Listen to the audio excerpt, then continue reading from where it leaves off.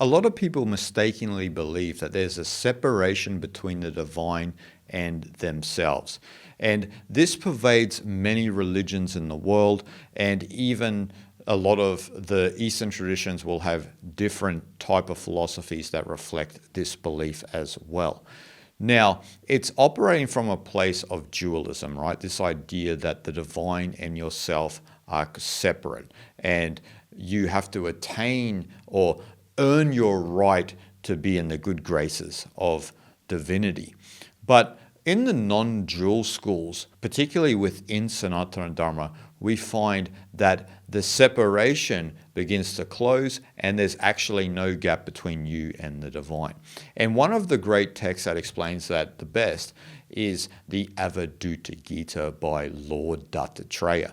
Now I want to read to you two verses in here that explain beautifully how there's no difference between you and the divine, Brahman, if you will, the ultimate reality. There's no separation between the Atman, which you are, the undifferentiated state of consciousness, and the ultimate reality of Brahman. So let me read these two important verses to you. Truly, I am neither bound nor free, nor separated from Brahman. I am neither the doer nor the enjoyer, neither the pervader nor the pervaded.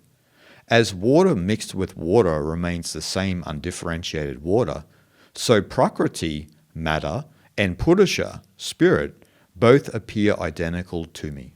In the first verse, Dattatreya explains that there is no separation between him and Brahman, right? So he is purely this undifferentiated consciousness. He has finally understood the great equation within Vedanta that Atman is Brahman, right?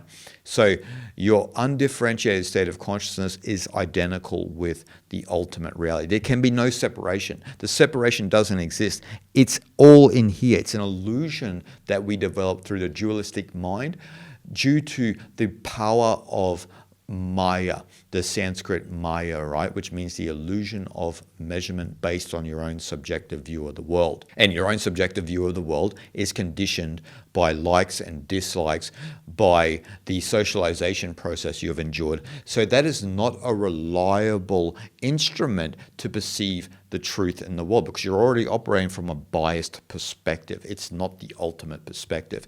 And so when you read texts like the Avadutta Gita, it kind of rips that mask off and shows you the world buck naked, right? You start to see the world in its true naked state.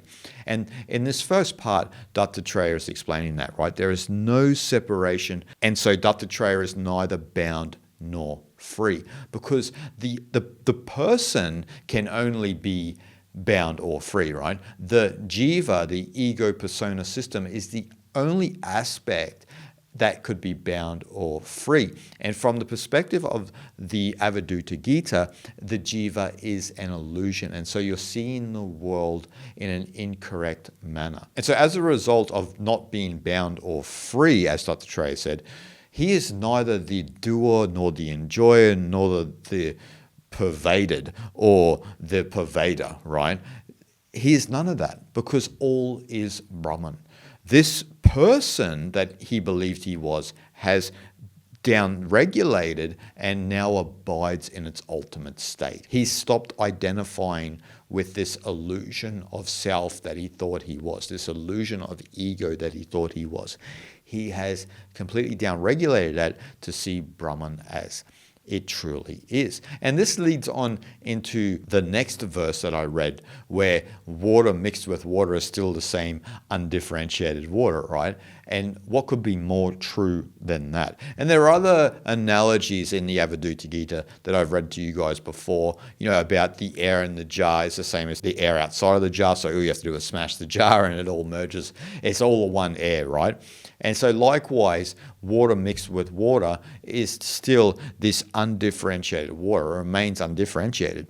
And the truth is that sort of Dattatreya is trying to say to us is that it doesn't matter what we believe and the dualistic mind we operate from, the water is still mixed with the water.